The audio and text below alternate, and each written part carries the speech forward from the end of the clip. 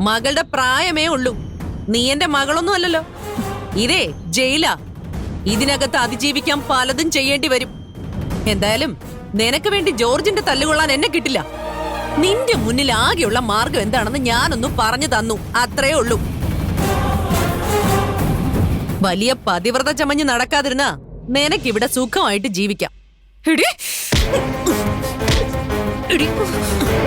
നിന്നെ ഞാൻ